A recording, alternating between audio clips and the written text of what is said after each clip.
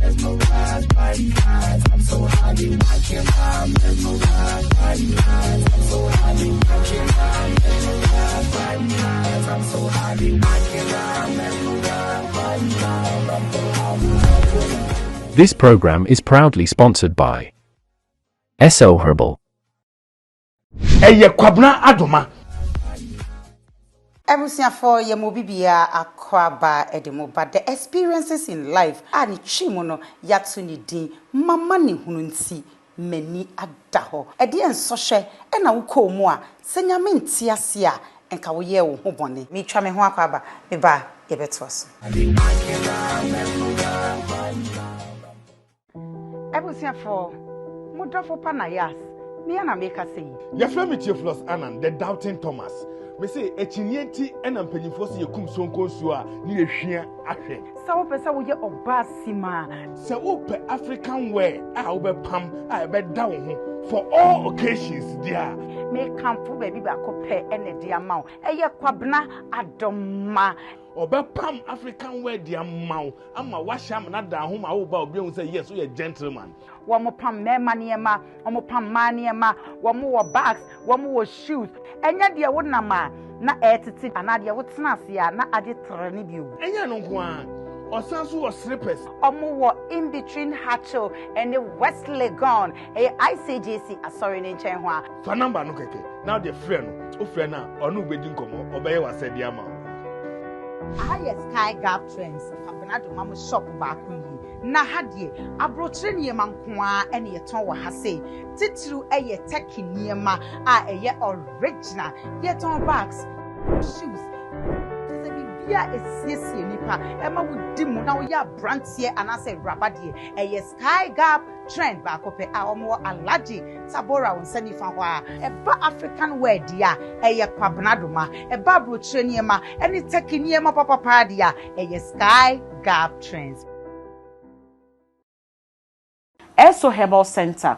Yewo Amasama Stadium Junction. Yesa yare bia bi awo na opa abra, diabetes na hawa abra, cataract na hawa abra, koko na hawa abra, eye ulcer na hawa abra, eye cancer na hawa abra, eye stroke na hawa abra. Bibi biara hawa stomach ulcer, say breast cancer, bibi biara hawa HIV, hepatitis, ade biara hawa efa wapomu di ho bia no. Me stress efa be piem wo Amasama Stadium Junction. Freyen ewo 055 another 5529 253 and 050-344-9444 and 0272-859-115. Ube won se number no e screen so fefe. Hello, good afternoon. Me name Ghana for more diaspora. My twamo baby I will be from Unisofori. I me was US me Miami and Sam me Sansu and Ness. And come on me no one say online digital business I cost and then I'm a person me no more check. Baby I will be a family na. That's open baby I am open changing kwandia and no any online digital business yeah bomu the way. I dey can see a woman say business to me baby the answer was laptop, computer, internet wa connect no one no. You were mentor ni coach. Obedi de utata copy mu time wanka say won say yes. Why you successful in the business? I finish one. Government member 1099. I'm one writing off for tax as a business owner. Before many measure esan say the business na ye no. So when you and so catch it. Frame me na meka every detail of the business. Now also up to me be successful. And then I'll meet you in the Insta. Bye bye.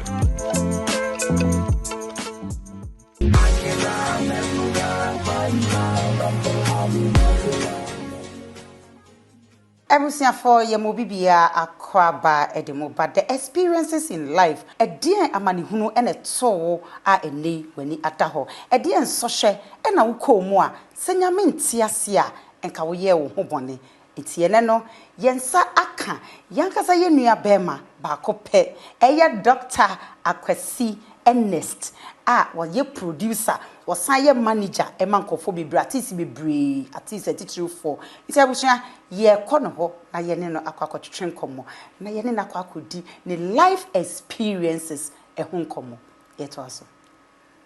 Hello Boga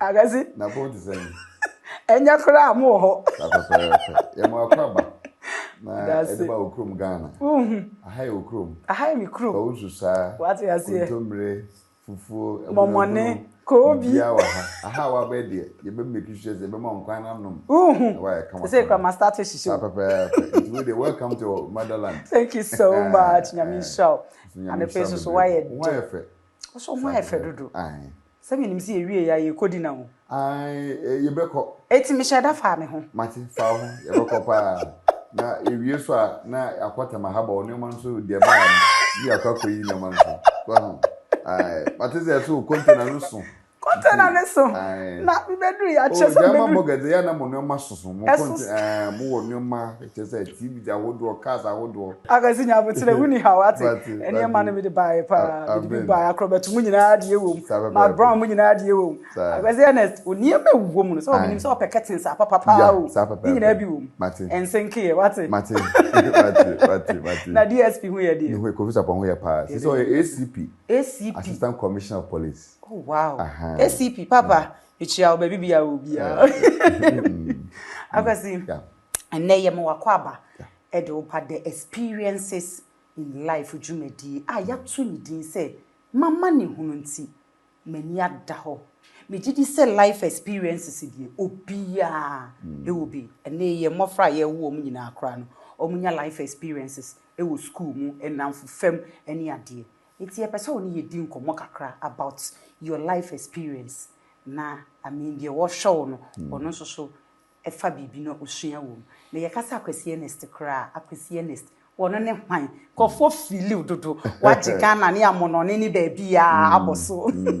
Well, Yakasa Christianist, me Fantini. Okay. Me crum a Bramesicuma. Oh, okay. Central region. Okay. Me chawano na nim some me Fantini there. Of course. And that is our boss for me crum a Bramesicuma, I want me fee. Me call Bramesicuma Siren School. Okay. I want me call me my meso Fantini of you go mama kesim. Okay. I will win about side of Hona Mankesim. I want me my meso free. Okay. Which is a full fancy. We 100% fancy. It's in our home fancy. For me, my baby, handsome. Things my brother body, my hunu baby, my train crass kakra, and my train crash kakra, and a Juman Musa 70, my train manone kakra, my train Amsterdam, my train Canada, my train America kakra. We are said, I think the baby, I mean, koi Asia. Asia. Okay. Ni Australia wana menko nso enche mekwa akosra ho akohese de ahoso tie. Eni empacha okona de nya show bag nko.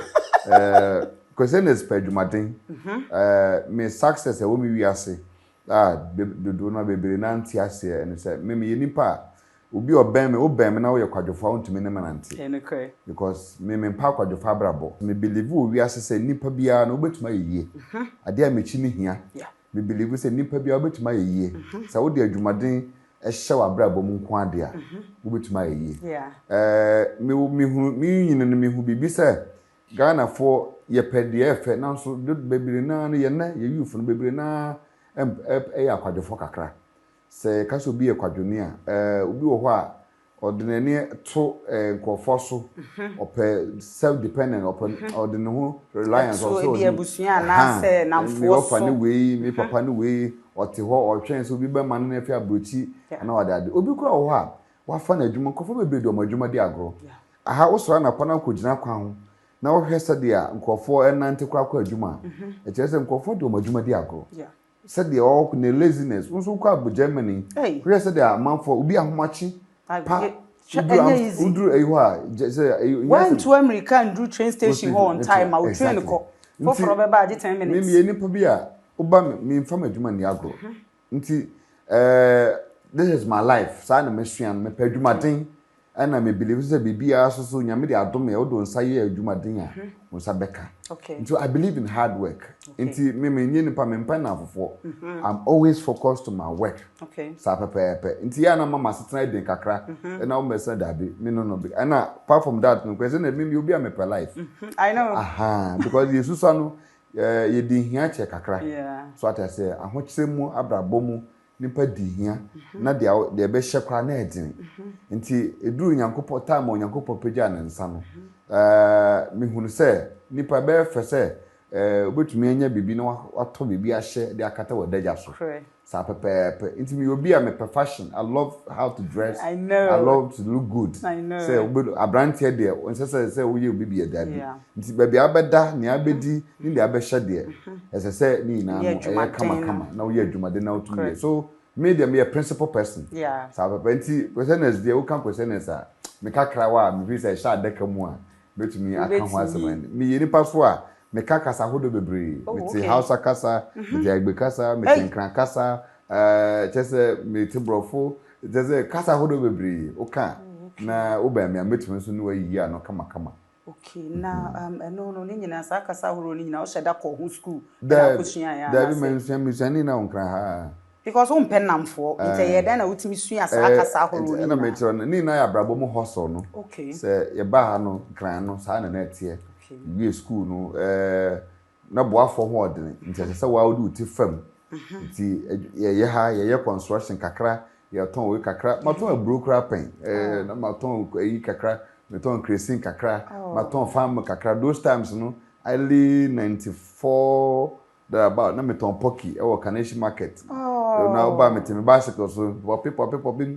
obedi say o me ma say oh god because me so my bro when him say odoko station na me so me to nsuo ye sesa ne bi na him say me gina odoko station the cars ne ho a me say yes ice water insulo enyuna o an ko choto ma me o an ko choto ma obi ana ehu nti no I think say na can see shares at time no well, it was nice. That's nice. And then I did my phone baby 9 minutes I didn't know. Yeah. Oh say nenom bibia easy. Yeah. But can you know there into you mu be kiteska you respect the maska. You nim said about my control. Who chirwa wo said about my dandan ho unko obi kro no ana unko fo bibi. And no na abrabo my experience I de bia na me ka say na youth no mu ni. Eskafo bebre nimba kra nim said ye ne amo.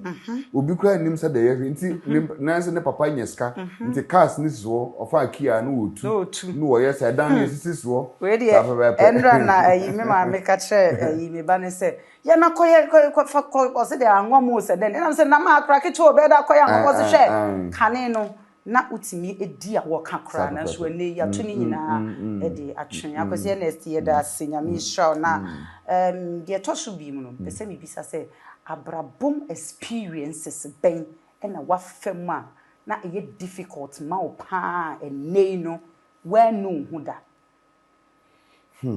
a big question we be sam me de because of baby I'm free nti my abrabom experience eso pa na one of the experience me nya in the growing up I think say do some time be let me swa kakra nti me kwatra madam for be nchen e wo jolo okay ne o abrochi nti na even before then ya wa kra ha okay na me bank na me baby ameda kra edin nti brono bi e wo mamo bi polyclinic nti anadwo baako nye baby ameda nti me call na hwimekafo boys no wo mo de da kwan no ho na de a na me boy baako kokasa so me pe baby kakra da no so ye wo de boys ye ina ha no mo da nti metuma abeda ha nko ade a te say nti woman bi na opam ade na me kwasra nso okay na me pese me de me bag si ho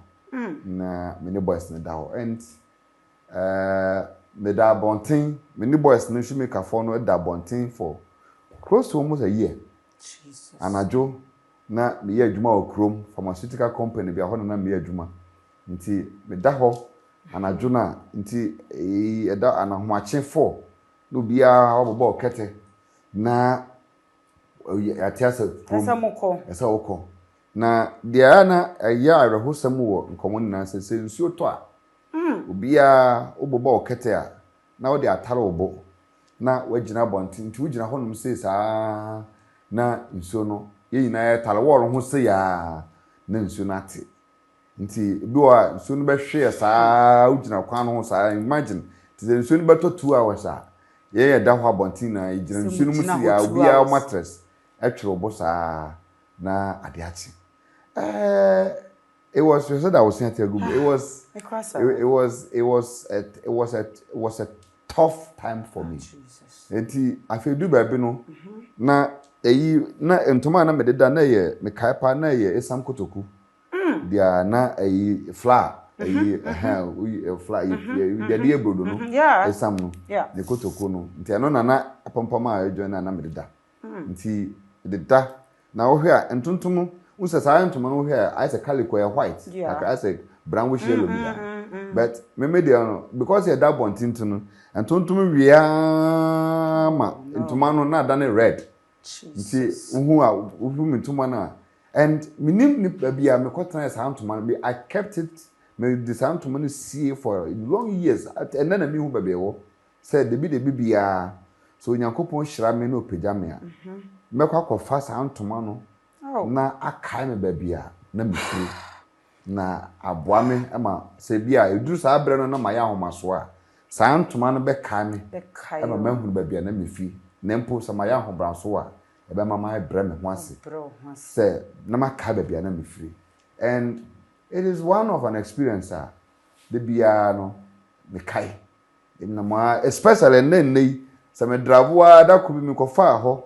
mama people can come do na me hwe me gina me car no me park here me hwe ho no saa I'm so wow this is where I became from no be my family will be a bet because na me pese me bobra na me pese me mani come na me pese me gina me na so and somewhere in free and that was how I started bibia it's a life experience anytime bia no e kaka me na me hunu se me hwe me hunu na me hunu se onyankopon waye bi radira wasi akwasi mimbi sa obibi na sa time no na o fam e won kran ha na o parents o mo we na mama wo ha mama won kran ha mama so won kran ha na papa so e wo village kakra you know I went through a lot of steps nkola ya we I go through stepmother so say ya na life no doesn't seem balanced until they were there but at a point in time because I decided to choose that life of a hustler to be able to have that experience of a lifetime so it do be a bro so no we hear enemy to me no I have to go back home kakra for sharing my no kakra and sana me sans move on and it has been a life challenge it was not an easy life na chese akwasi sani a wo kan die iwiase no when free ba ko a onkomi no wo fiti preko personal pulse a emoja bibiri na eba akwasi yen hwade challenges bi wo ho no mo a wa fam e wo atisa wa manage wo no ho enei wanu ho se wo manage wo ana se wo boa wo challenges there me hu ne se adwuma bia nimpa nyankopɔ de be hye nimpa wonsa se ye fa bo nimpa no ye wo challenges wom ya to ne din me my friend say occupational hazard nimpa bia se nyankopɔ de adwuma bi hye wonsa se ye fa bo nimpa enti obɛkae se ebra Moses onyankopɔ soma no se command so okɔgye 10 commandments na ba no odi Israel for na ekɔ Misrim no okɔgye 10 commandments no obae no na Aaron agege mayo na somade no mu chains odi aye ohoni na omo som no nti ye Moses ya o se obi a mabeji mo afri Egypt asase so mede mo kɔ Misrim me kɔ nyankopɔn wa akɔgye bibi kaka ba commandments aba no me antwa me ho a medu ha ya no Maso sama dwom masese de mo so mabosom en na ka Moses akoma odi 10 commandment no hwe ho ama ne bubuye nipa bia no esese usua saa de America kire wo se uni obia ye adwuma fa no se wo adwuma ne mfa wo wire nkohyem se sa nipa emotion se we die na kidabi fa na adwuma kwa so wo ba no ba asase so wo hwe no wia fa ugidie no enko se obeba be hwe enko fa no se me bai die sana me hu sa wo fo bi tan ye sa de fa se tan ye sa mistakes me bai die me hwe no no aba doctor na wa be hwe no aba be hwe enti sa kwala ni na se bedru be na wo hwe e bi kwa na ne ma na enko ye ma no exactly so one nya careful a broken heart abekom no oba no be doctor no wa hwe wa then abaye obaye nurse ni wa hwe wa untumi fa ne nko court you can't do anything they are tosubi mama nne mani ada ho asetenam woni obi a ye adwuma na se nipa ne ba ho se boa na adwuma woni cameras me momrantie yi obi ogina ha yi bo modern se wo de krata beto adwuma no ho okay bo modern se wo de krata beto adwuma wo ye ho camera person your contract say me Nayas aka Mama Jama Boga menu me pese menu ye adwuma akwasi be careful me pese menu ye adwuma se be ye camera person bosom so a metua okase say ni o leave abako leave ni allowance ni o entertainment ni adwuma wo ye no ye say fakrata afato ho man nye saa de no wo mabrabo mu wo madwuma me hye adwuma se no I was too emotional with the job. Say me forget the legal part of my juma me no. Nti obabuwa nipa na aduru so pepepe onya pepepe so krem mademe ho. Untumi nya mehwe. Then abai nipa no. Nti good. Because me hunu sa eduru ba bi me kura me hunu sa medi nkwasa sempa because aware kura obi ne na yire kwa ware akọwo no. Ye ma okrata de to ho. Ukọ marriage certificate. Ada na adwuma yet the music adwuma property intellectual property won fa krata anfa nto ase o kire nipa ne ka kire say senye wo na o yes a adanse be na betuma kodi won nti eye futu a mede mu obi ase adwuma wo ye bia fa krata se wo yirimpo na wona ne ye adwuma bo modern se wo be di krata e beto adwuma no se ne ye ware o am a krata da ho fa krata adwuma ho ko pe lawyer on fantintim bibia wo ye bia fakrata to emfa ni agro enwene se we de meginidi da bia ngini pa bia ndi wo wiase gidie no ene yenum bi no ene I'm telling you emfa gidie bia ento ho na empo asori offertory kra no ye kan asofo to no hwe onji chese onji obi endi asa Shannon so me say engine pa bia wo wiase ni wo ye kra adwuma bia wo ye bia na fakrata fato ho ne nipa etumi sesa asemu ene me no na me say wo ba me hokora na me topia water ma wo ka magi receipt eti nano ye friend is kakra wo de envelope ma me na wa twara to ho ana dem ma receipt wo dan say do wo ba ho me top botic ma ho oto na oto ba ku ne tilapia receipt wo ma twara receipt da ho Abusi afọ edu ba bia na odi bi ayesere se ne be ya wo a wo hwe yen no utie nsem ne bia na se chese emotional ne ba so enye ni nyina na obema wura ho ate ase edu ba bia abrabo no eye kukuhwe ase ofro na wusane ye wa fam nyina eye life experiences a me gidi se me amiti he na yas me amidi adanse se wodi bebiri etumifo ama fa bi na eboa me ana me ya so odin enti akwasi de ya kan nyina no wadaroma de wo hyew ene de wo tie wo opese wo hwea bibi frem edian futu na wo de bema de wo hyew no I think some futu kakra me de bema eno na me de kan de chase no okay esese nipa bia wo siso a esese uhu de kan esese wo suro nyame obi bi otiwiase a wan suro nyankopon bia no onyini nche and ye youth no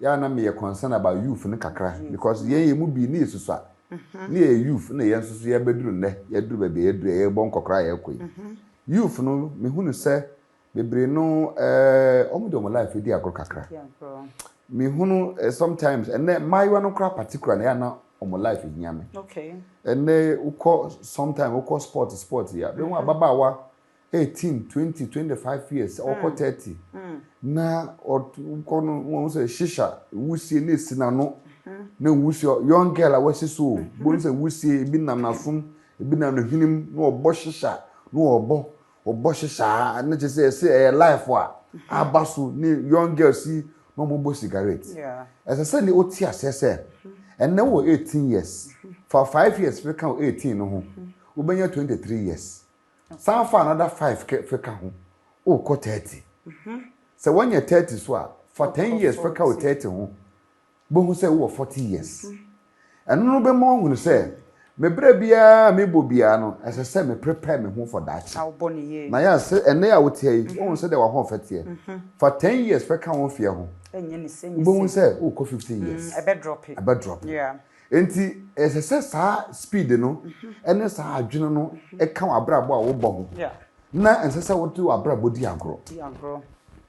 Se wo ho na woni free ho so na sa abrabo wia wa ka hu ne se won fie bia wadi bia no wodi 10 years be ka won fie ho. Okay. Wodi 5 years be ka won fie ho. Na wa hu ne se nti se menya 50 years a me den na me se menya 60 years a me den mekoso abo wo hyehyai ema wo sie afiri masom apiepia basa na mekoso abo abrabo bone ne sa abrabo no mekoso ayesa dia kaka metuma aka biem so se ye mante no na fa adwumaden nkum nimpa da bi ye da bonten tuntum we ya but yanwu da bi ene na yete hanuma ahyemodin ye ka bi de kire we ene turu ye mu bia na ye da bonten no ene mabeye akesefo a ye rezi ebinimu a na omu ne ne da sopo ye ne yitru ye nsa ye kita me no ye de aboa me ne musicians bia ba ba ya kesefo e wo krum han enti media me hu ne se onyankopon waye me yie panti de bia me nam na me te PSS tanwum waye me yie a tanwum no me special song chese tanwum no de me fa ni agro me tie na no pa na wie ne tambia me ka mu ano na pa bia na me bo bia na wo hu se onyankopon free ai le nyame ayewa nti mafuto kakra be de be mo ahwefo na obi ohwe no se be honest in your life honesty pays nothing asusu hu no se wo wasetre mu nyina no bibi ebesiwa bambia no se ya no nya botre because me na say abotre etutu nkokwa abotre ewie nkunimdie bi gidi se enkomo twetwe ebe wie wani ada ho e woni ema bebre ho experiences in life die obia wobi me se wankasa wo ba wa na 1 year wa start school for kra no wobi esan se bia na adamfo bia kwoti ane na so na wankope so wati ase to so mienu a won benya problem enti enya easy yankopon enhira obi bia so akwese next nyame enhira yankopon enhira ganafo eni abruchirefo nyina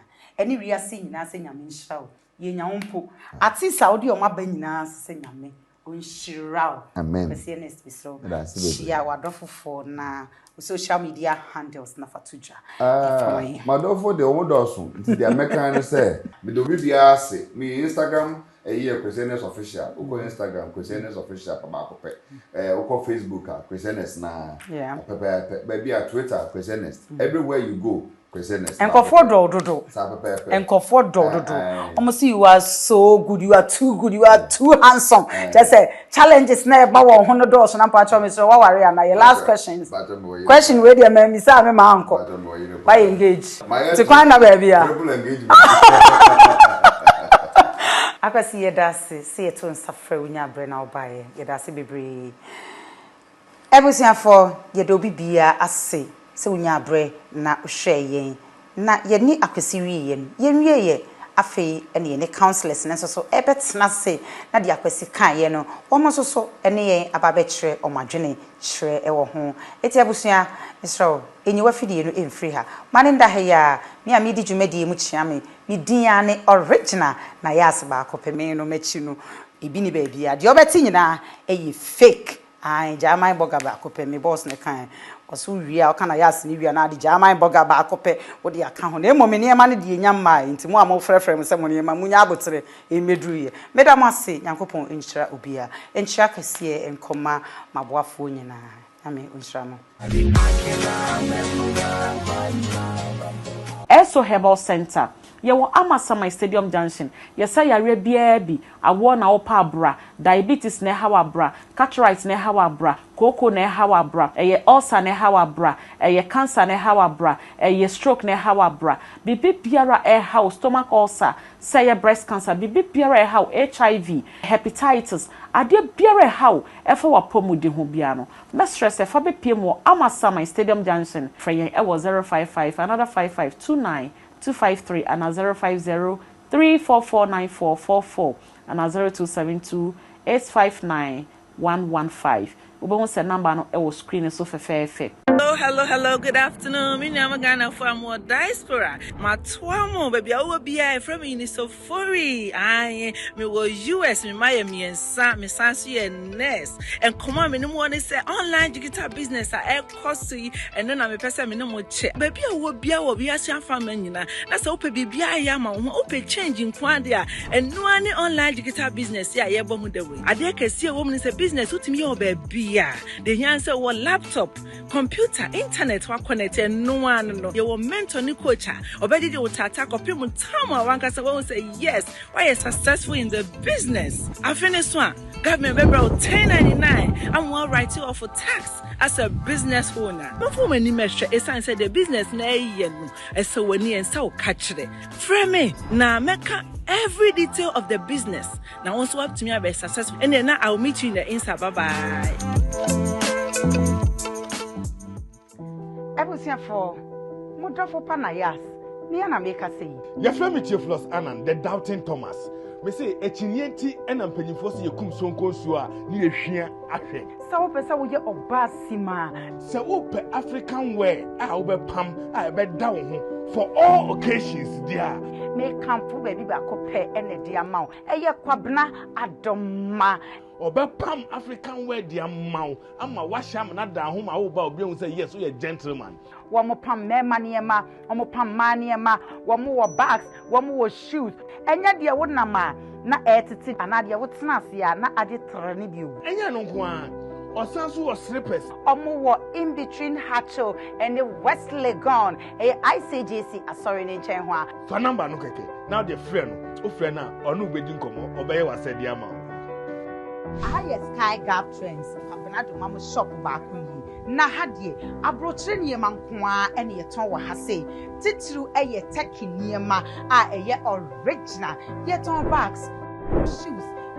Tese bibia esiesie nipa. Ema wudi mu na wo ya brantie anase rabadie. Eye Sky Gap Trend back ope a omo alaji Tabora wonsani fa ho a eba African wear dia eye kwabnado ma eba abrochire niema ene teki niema papa dia eye Sky Gap Trends.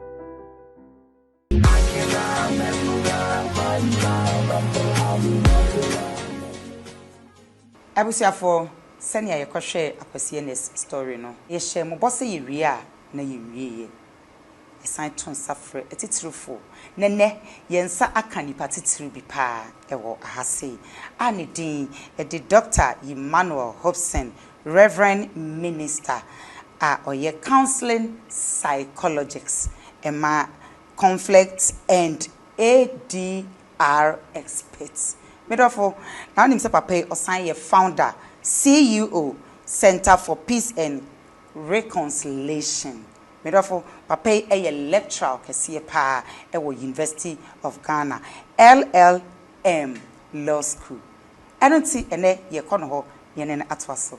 Doctor. Yes. Ye mo akwaba. Meje also. Yeah. And that dear, me how chi mu pa. No problem. And then we the blend. Okay. Yeah, mix it. Where I can, I'll put it in. Where I cannot, I wouldn't want to break the bottles. I know. Because your lawyers set it through for no. Ana Edin say, one more can't tree. Nanso, yenim some one am obeying, mobile Doctor, yen call back to yen semno. So, yakoshe akwesienes story. Ye yaba. Wada Roma, akwesienes in some kind yinano. Ye. Se enipa obefa or how bebre we nyine mu na ebrebe na sese nka wobem ebu. Well, actually, human beings go through different problems in life. When we go through challenges and difficulties, it is not the problem we go through that is the issue, but how we deal with them is the most important thing. So with Kwesiene's issue, I can tell that he has gone through so much in life. And normally, every human being will have pains, will have anger, and will have bitterness. Now, the first thing is not the bitterness and the anger, but accepting that you are angry, you are bitter, and that you are in pain. When you accept it, then you now look for how to deal with it. Okay. So in his situation, I want to say that how people remember the past will influence how they interpret the present. Okay. And this will make them see how they can hope for the future. For the future, yeah. So listening to his problem, you realize that his past is influencing his present and is influencing how he want to help people in the future. Yeah, but the kind of no free mankasim wabre ewo mankasim like central region ehona no free de ba Accra bebre ye wadan kofo kiosim kofo just wabre pa antino e pese wo boye wo ho ni nyina. Okay, a boy I met to me a man, he said, number one, life is not bed of roses. Okay. And every difficulties in life help us to mature and help us to become better people. Show me just one person who has become successful in life today, who has not gone through some difficulties and challenges. Okay. You see, in life, it is about how you see the thing and how you interpret it. Oh, okay. So for instance, they say two people are breaking stones.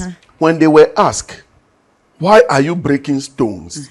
One said, I am breaking stones. And another said, I am building my house. Okay. You see, they are both breaking stones.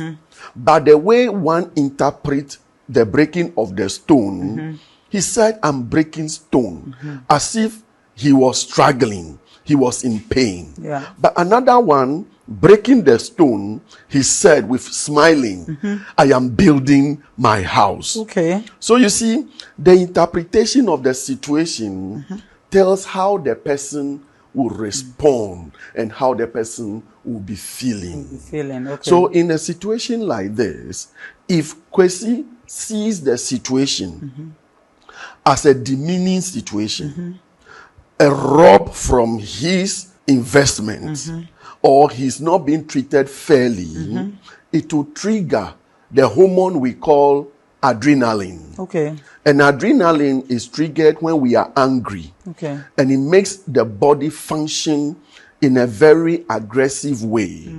And let's say, in case he's not been able to voice it out and has internalized or the shenimua, it will cause some kind of sicknesses, even in his own body, that will not make him do well. Okay. It has been noticed that we have about 13 different type of anger that is in us. Okay. And you know, anger is like starting a car. And the car is running 220 kilometers per hour. Can you imagine the speed of that car? Oh, okay. That is how anger works through us. Oh, okay. And if that is how anger works through us, then you can imagine the kind of things that will be getting spoiled or destroyed in us are known to ourselves. Dr. Emmanuel Hopeson. Yes. Yeda sinyamisha ai yese wo be fa true pains we nyinam o how amane how wada bonten tontomare no wakone ma bebre mu na asat that time no when you be amwa no na ene ya wabedi ye no yese ono so ebeboa obi a okosa o how ni mu ana. Wonderful. Even when you read the Bible, it said that there is much more blessing in giving than receiving. And as human beings, we receive and secrete one hormone that I want to mention called oxytocin. Oxytocin. It's a hormone of happiness. It's a hormone of joy. And another hormone is called serotonin. It's a hormone that makes you feel you have achieved something. And we call all these hormones happy hormones. We secrete these hormones within ourselves. It's a chemical that helps us to feel good, or a feel-good chemical. This happens when we do something that is good, when we do something that is nice. So take for instance, he has gone through different kind of problems.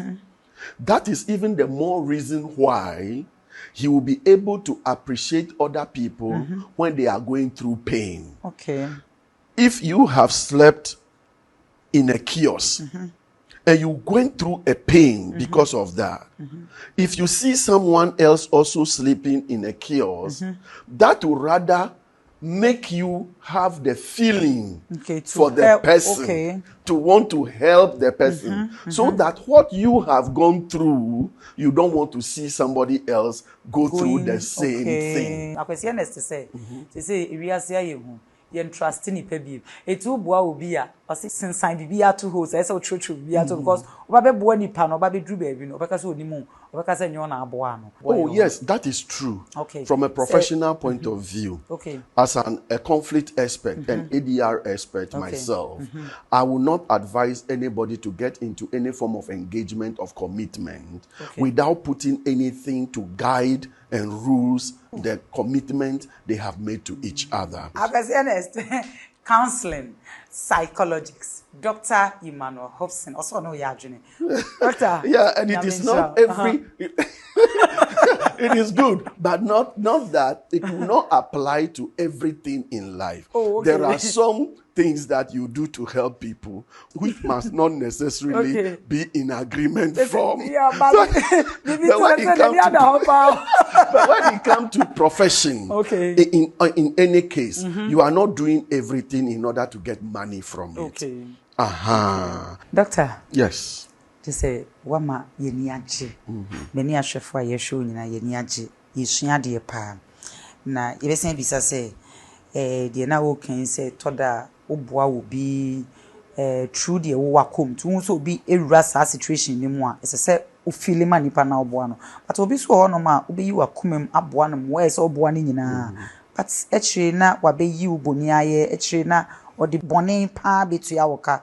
And then obi so ho no ma say oboa ne sa way na ohu bra ono abreo enti no on value no ekobasa eden na odi be boy. Okay, the first thing is that with Kwesi Enes issue, I want to say that he has opaje obi akodru mpepenso obi. That alone is a credit to him, whether the person recognize him or not. He has contributed to somebody's life to become better. Now, there are 5 things that we need to understand when we are in any form of career. The first thing is that you must have fulfillment in what you are doing. And when you are having fulfillment, what you are doing must also put some money in your pocket. It is good. Then the third thing is that when you put money in your pocket, he must also give room for you to grow, to develop, to become mature. And that kind of maturity comes from some of the experiences we go through in our career. In this case, he has helped people. People don't recognize him. It's a pain. It's a difficulty. But he has also learned out of it that in life, it is not everybody you help that will be able to respond back the same way. Especially, even he Kwesi himself. Along the way, there are some people who also end up helping him at some point of his life.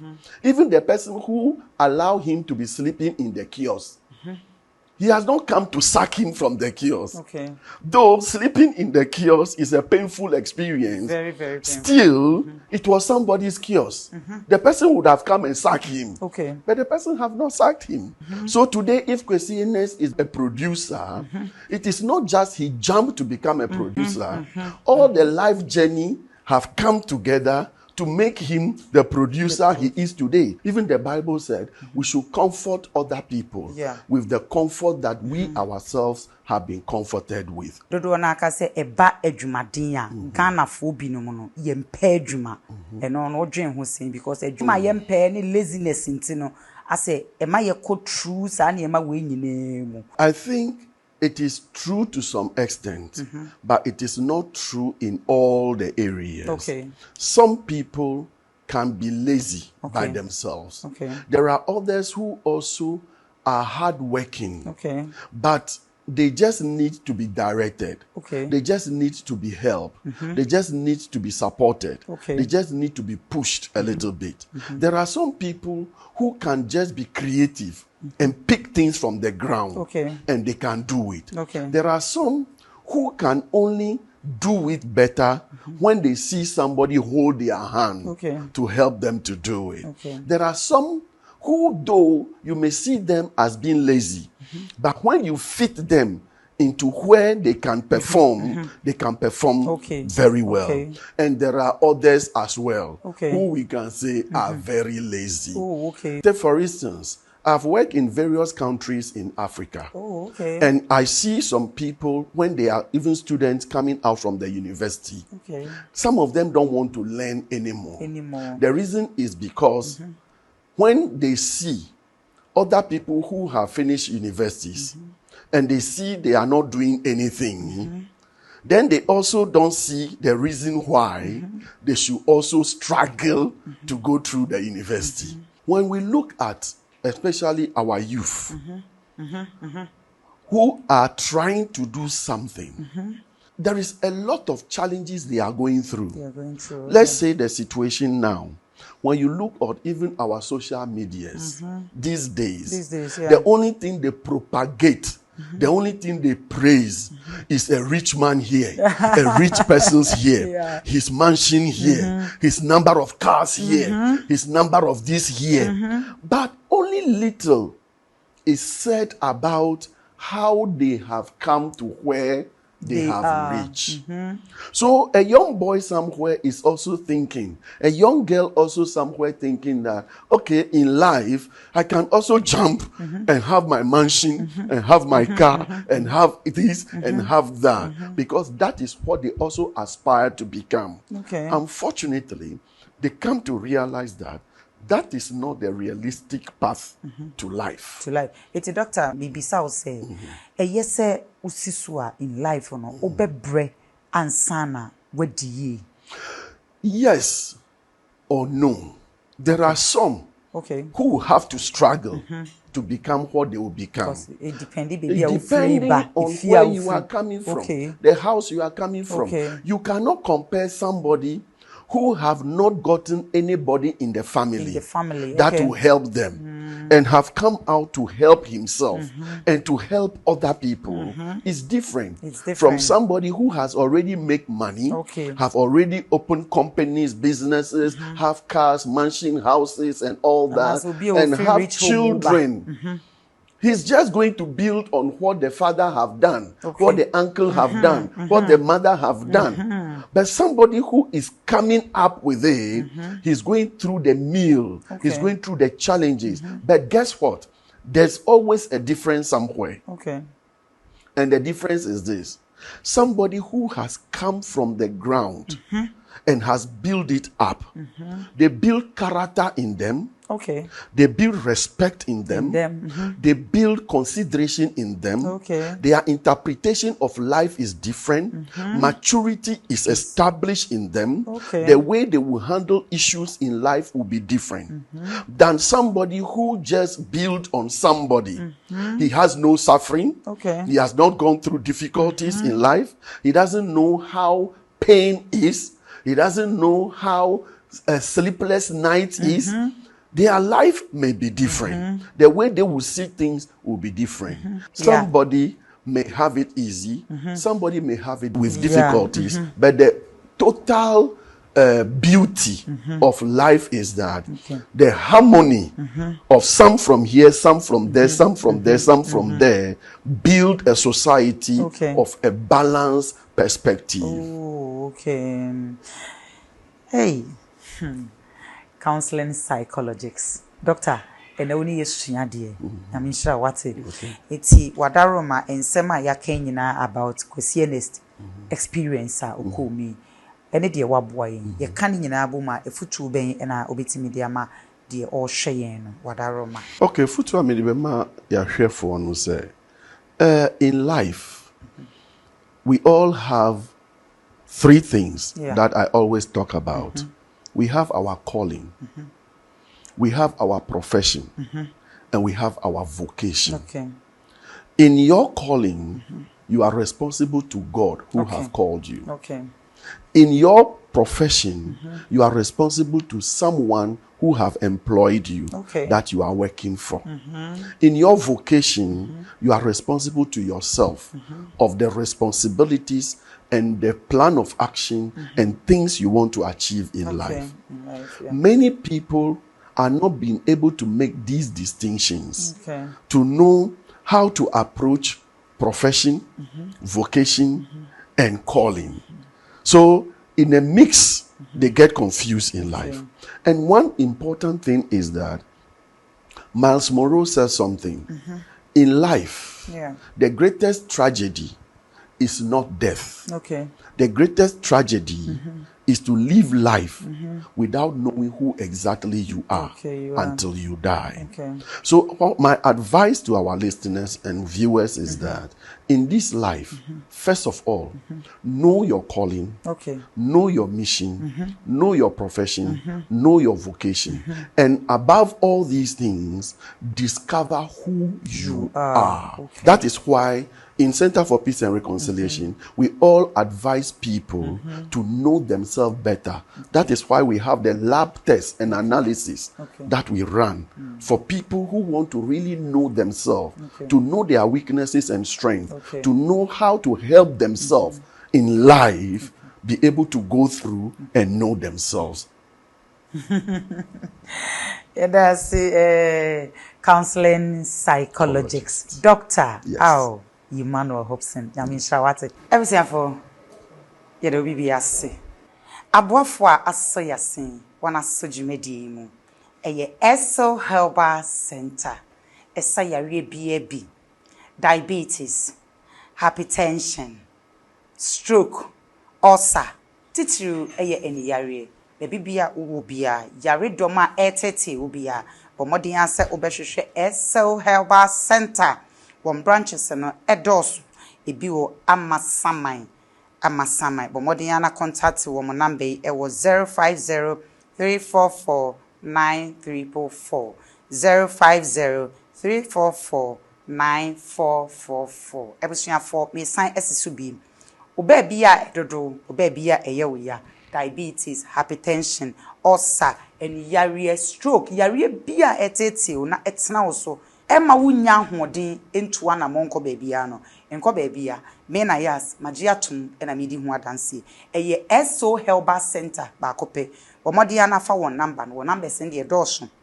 One number no Bacuni 0555 529 253 0345 529 253. Baby Bia will be a Modian said, Obeshe Dr. Eso Herbal Center. Wamo Amasamai Stadium Junction, a honomwa, and a hospital kesi pano, ewo Amasamai Stadium Junction. Yari doma etiti ubi abomodia na kohumo. Titru eni yari obetote. Sanse enino ena ye kanea a ede wonam. Tibebi a obi a Eso Herbal Center se wotonsa efro yankopon inshra obibia. Afe ataria eshemi eye kwabna adoma fashions ena apamatari ede ashemi.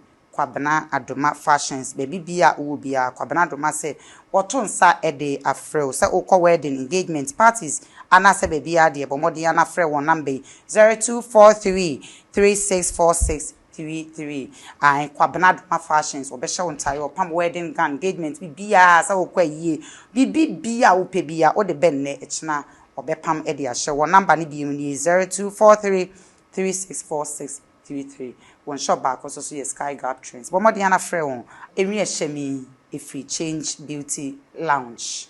Change beauty lounge. Ombe change you him. Ombe change you bibia ama wife. But more than answer oko wedding engagement baby ya. O abrochi baby ya na upe ribia. Omu ye mia horo. One number is 0546366711. One number be muni 0546366711. I change beauty lounge. Baby bia wo bia wo mo abelempe I one more to nsa afro nyankopon insha pa many me one away makeup ne mame GH makeup chef and GH makeup chef.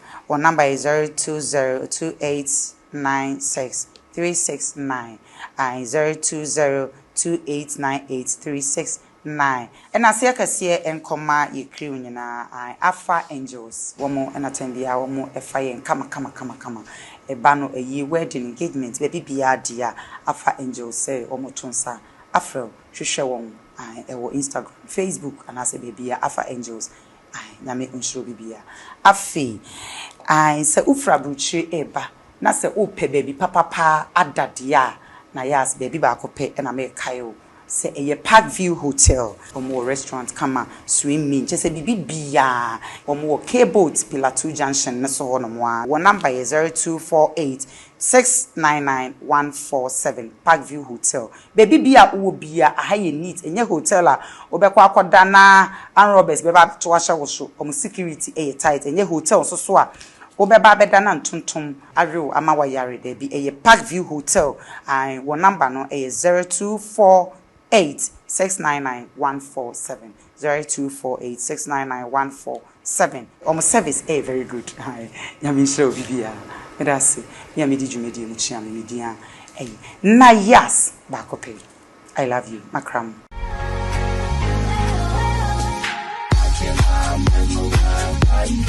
I'm so happy, I cannot mesmerize by eyes. I'm so happy, I cannot mesmerize by eyes. I'm so happy, I cannot mesmerize by eyes. I'm so happy, I cannot mesmerize by eyes. I'm so happy, I cannot mesmerize by eyes. I'm so happy, I cannot mesmerize by eyes. I'm so happy, I cannot mesmerize by eyes. I'm so happy, I cannot mesmerize by eyes.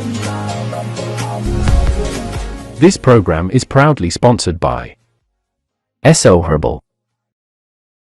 Eye kwabna adoma